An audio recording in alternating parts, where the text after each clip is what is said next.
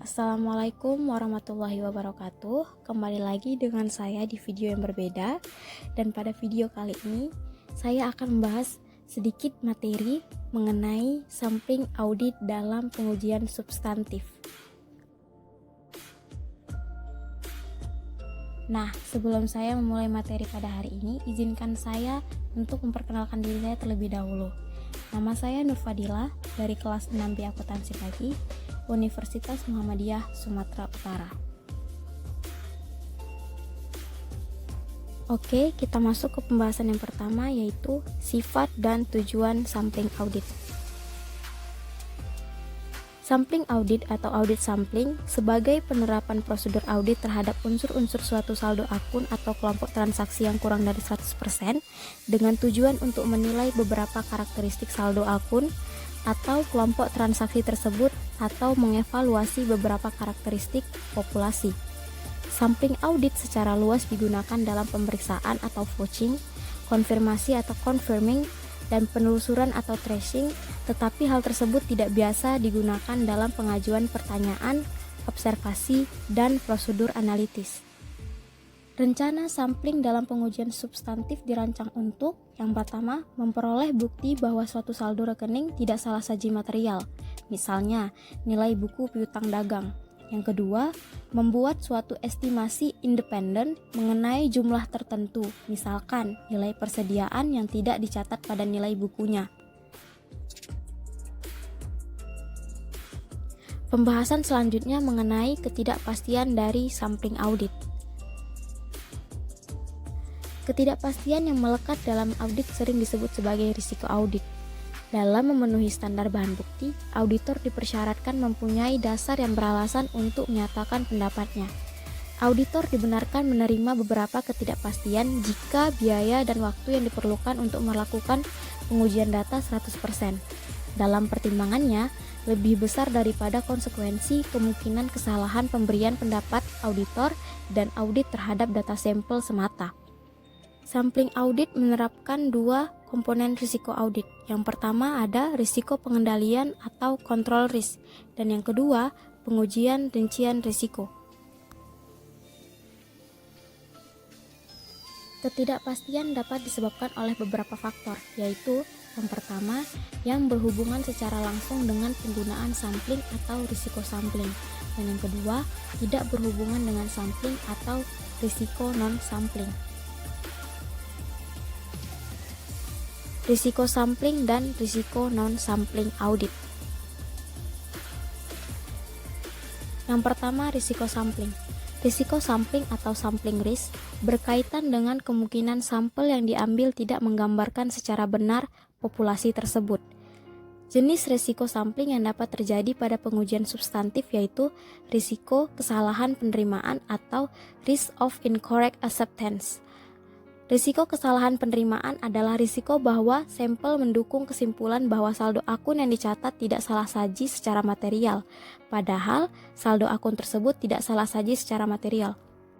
Risiko sampling pada pengujian substantif ada dua, yaitu yang pertama, risiko keliru menolak. Risiko keliru menolak atau risiko kesalahan menolak biasa disebut risiko alfa, yaitu risiko bahwa sampel yang mendukung kesimpulan bahwa saldo akun berisi salah saji secara material, padahal pada kenyataannya saldo akun tidak berisi salah saji secara material.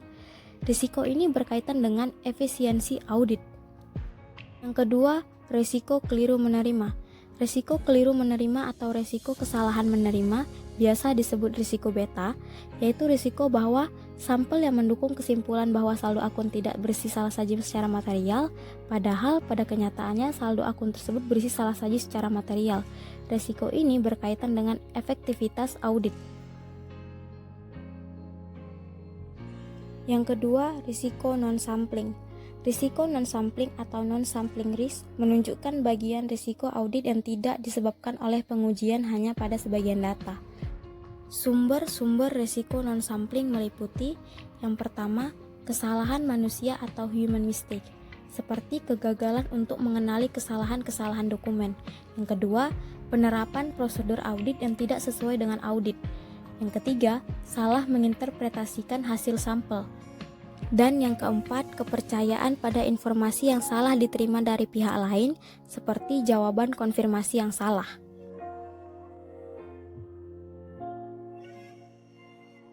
Sampling statistik dan sampling non-statistik. Dalam melakukan pengujian audit yang sesuai dengan GAAP atau Generally Accepted Auditing Standards, auditor dapat menggunakan sampling non-statistik atau non-statistical sampling, atau sampling statistik atau statistical sampling, atau keduanya. Kedua jenis sampling memerlukan pertimbangan dalam perencanaan dan pelaksanaan rencana sampling serta pengevaluasian hasil-hasilnya. Kedua jenis sampling audit ini diperuntukkan pada beberapa risiko sampling dan non-sampling. Perbedaan penting antara kedua jenis sampling ini adalah bahwa hukum probabilitas atau laws of probability digunakan untuk mengendalikan risiko sampling dalam sampling statistik. Ada dua pendekatan sampling statistik yang dapat digunakan oleh auditor dalam pengujian substantif, yaitu yang pertama, sampling PPS. Sampling PPS adalah suatu pendekatan yang menggunakan teori sampling atribut untuk menyatakan kesimpulan dalam jumlah nominal, bukan sebagai tingkat penyimpangan. Tujuan utama sampling adalah untuk melakukan estimasi secara independen atau kelompok transaksi atau saldo. Yang kedua, sampling variabel klasik. Dalam pendekatan ini, teori distribusi normal digunakan dalam pengevaluasian karakteristik populasi berdasarkan hasil sampel yang digambarkan dari populasinya. Sampling variabel klasik bermanfaat bagi auditor pada saat tujuan audit berkaitan dengan kemungkinan kurang saji atau lebih saji dari saldo akun, dan keadaan lain ketika sampling PPS tidak tepat atau tidak efektif. Perbedaan kedua pendekatan tersebut ialah bahwa sampling PPS didasarkan pada teori sampling atribut, sedangkan sampling variabel klasik didasarkan pada teori distribusi normal.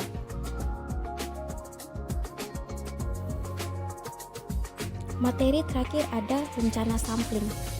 Tahap-tahap dalam rencana sampling adalah: yang pertama, menetapkan tujuan rencana; yang kedua, merumuskan populasi dan unit sampling; yang ketiga, menentukan ukuran sampel; yang keempat, menentukan metode pemilihan sampel; yang kelima, melaksanakan rencana sampling; dan yang keenam, mengevaluasi hasil sampel.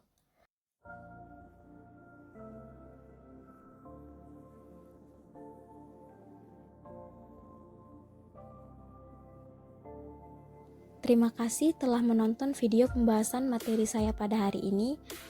Untuk setiap kesalahan baik secara lisan maupun tulisan dan kesalahan-kesalahan dalam pemaparan materi yang saya sampaikan hari ini, saya mohon maaf. Wabillahi taufiq wa hidayah. Wassalamualaikum warahmatullahi wabarakatuh. Jumpa lagi di next video. Bye bye.